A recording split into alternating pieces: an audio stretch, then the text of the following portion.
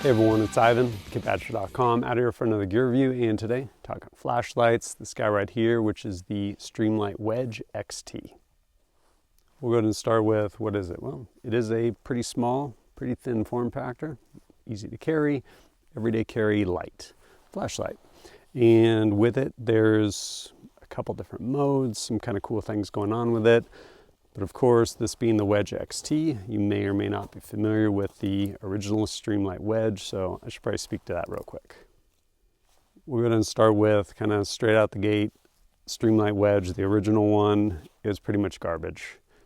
There were a bunch of things that were like, man, let's do it like this and this, and it just honestly failed. One, like form factor, this is actually great. The original Wedge, it was way too long to carry the way they wanted you to carry in your pocket.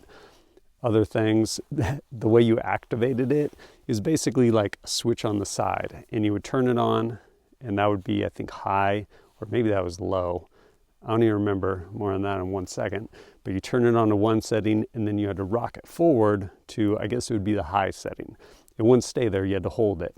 And the settings were kind of a joke too, in that for all intents and purposes, they were the same setting. Like the difference in output was negligible. You had a hard time telling the difference. And now you're pressed in this ridiculous position to try and hold that thing in the high setting if you wanted it like that, or yeah, all kinds of bad stuff. And then on top of that, if you think of it in the realm of everyday carry, of like, hey, I'm gonna have this all the time, more than likely I'm gonna use it for just tasks, but if I need to press it in service, as far as concealed carry, because I don't maybe have a light on my gun, then how do I actuate that? And again, going back to the switch they had on it, it was garbage. So all of that to say, they made some incredible improvements in this new one.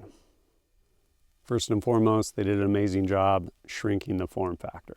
This one is way shorter than the original Wedge and still maintains that nice thin dimension, makes it really easy to carry in your pocket. As far as the pocket clip on here, you can only mount it one way. So unlike another light by a different manufacturer where you can actually reverse it, giving you the option to actually use this as a headlamp, you cannot do this on this. And it probably has to do with this button. While I do appreciate they actually put a button back here so you can activate it with your thumb, that makes it way nicer. The one thing is there's no fencing. So if you did actually try and switch this clip around, you would probably just constantly activate it in your pocket.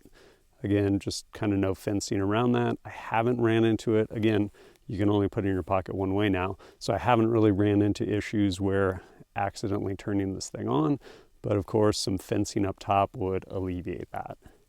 Right here, you have your one reflector in there, and the switch is going to do everything.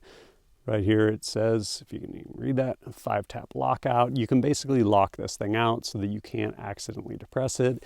And it's also 10-tap programmable, which if you're familiar with Streamlight, you can basically cycle through a couple different programming modes. Personally, man, I always mess up that 10-tap, but you can actually do that if you want to. When I say modes, really comes down to kind of how you want it to default. So if you're carrying this in conjunction with a pistol, idea being, hey, if I need a light and need to use my pistol at night to identify a target, then you probably want this to default to high. If that's kind of a like tertiary concern, then you can set it to where it'll default to low. And so as far as high and low, high is 500 lumens and low is 50 lumens. Did we just get there? So you can basically double click it and it'll go straight to low, 50 lumens, or if you turn it on and then double click it, again, it'll go down to 50 lumens. Of course, if you, there we go, double click and hold, it'll stay at 50 lumens because again, momentary, or click it and it stays constant on. And then of course, another click and you'll get to the lower setting if that's how you have this thing set up. Something else that's kind of nice, I should have mentioned earlier, see if camera will focus on it, but when you first turn it on, you click it, there's a little indicator light. That light right next to the USB-C charging port, which I will say is actually really nice, that's an indicator light. It says, hey, we're green, we're pretty good as far as battery. I think like well over 50%. Then it'll give you a red light once you start getting low, and when you charge it, it'll basically be red until it gets fully charged, at which point it'll turn green again. Pretty nice. Which brings me to how have I used this? As far as how I've used it as a everyday carry light, meaning pretty much carry it every day. And the way I carry it is usually other strong side. I'll have it just clipped into a pocket like that. And that's pretty much it. Makes it easy to access, grab hold of it, turn it, do whatever light task you need, and you're good to go. The pocket clip, again, as I'd already mentioned, can only go one way, so it will be like that. As I said, I think it's just because of the fencing, so you're not accidentally depressing the button if it was in there like that. I do, however, like pulling it out to actually use it like that, but that's what you get with this clip. Places I've used it. One, just tasks, like regular tasks. While this is set to high rather than low to high, usually I'm turning it on and then clicking it right down to the 50 lumens. Is that a big difference? It's pretty decent. I would probably rather prefer 505 as far as you can actually do a lot in the dark with 5 lumens, which is usually what it is. Like, oh, what did my boys drop under the seat in my car, or whatever it may be. Just looking somewhere where you don't need a lot of light. And then if you want, press it, you get all the light. But 5 and 50, which it's decent, way better than the original Wedge, that is for sure. Other places I've used it, done some shooting with it. And yeah, it's done pretty good for me. I actually ended up shooting this at a Thunder Ranch class. Unbeknownst to me, there was actually a block of instruction where you're shooting under low light inside a house. So basically clearing a house with this thing, and it did pretty good. Which I guess brings us to beam pattern. Not really a hot spot. It is definitely a flood. And so as far as candela, fairly low candela comparatively with a lot of lights, does not throw as far. But again, we go back to what is the purpose of this? Most people probably aren't shooting and trying to ID something at much of a distance. So yeah, like it's a flashlight. It illuminates things with largely a wide flood, which works pretty good. I ended up actually going out though and testing this thing to see kind of how it did at these respective distances. And yeah, here's what I got. Right here, I'm at 10 yards. And this right here is the Streamlight Wedge XT. Again, here at 10 yards. And also at 10 yards, this right here is the Surefire Stiletto Pro.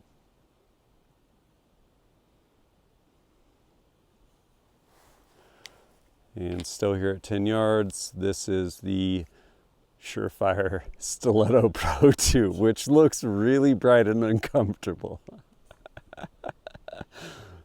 10 yards.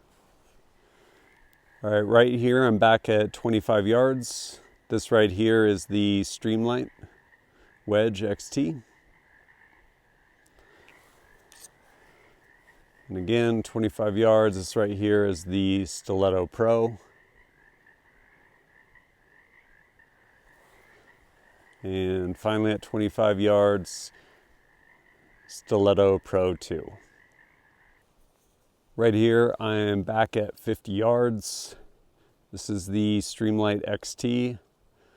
I'm not sure how well it comes across in the video. I can basically make out more or less a silhouette down there in the middle of the road.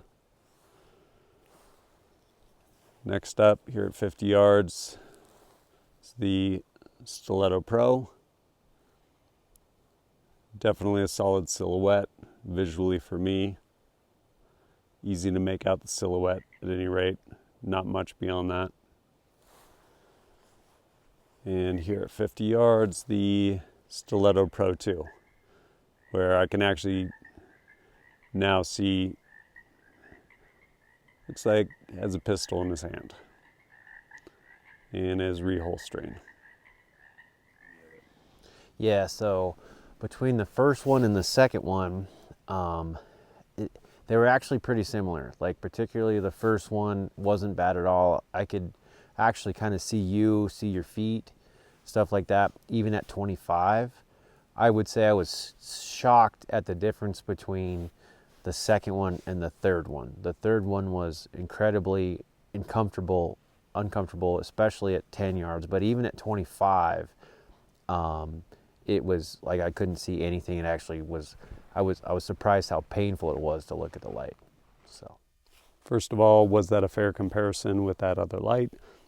It's the light I had, honestly, and both of them largely, granted, this one is definitely smaller, but they largely kind of fit the same role as far as form factor, design elements, things like that. That one definitely pushes out a lot further. I'll also say that other one is significantly more expensive. But yeah, I mean, that's what I got with this light at those respective distances. Other things worth mentioning: dimensions, just over 4¼ inches long, a little over 2.5 ounces, IPX7 waterproof rating, which is a meter underwater. Basically, it means this thing can, which I've done before, can accidentally go through the washing machine in your pants and come out fine the other side. What else? Runtime. So 500 lumens, that max setting. It'll run for 2 hours on the low setting of 50 lumens. I think it's like an 11-hour runtime. What else? Aluminum body. Yeah, hard coat anodized. Honestly, all in all, I think it's actually a great light, especially for the money. I think around like $85 or something like that. Form factor, everything else, the fact it's USB-C rechargeable, so you're not having to get new batteries. I think all that stuff's great. I will say, pretty sure it's made in China. I don't know if that matters to you. Some people it does, but Streamlight, actually, I've had great luck with their products and with their warranty as well. They've done a good job. This is a great everyday carry light. And part of it is just the way you can actually carry it. No matter how great anything is, if you don't actually carry it, it doesn't matter. It's like, oh, what's the best carry pistol? Oh, the one in your safe, but you're carrying the little pocket 380 because it's comfortable and you don't mind it. Again, same thing. Who cares about the flashlight if it doesn't carry comfortably? And this absolutely does. Small enough, light enough, throw it in your pocket, always have it. Pretty handy. If it's something you're interested in, there'll be a link down below and you can check it out. And yeah, as always, thanks for joining us at kitbadger.com. Look forward to seeing you next time.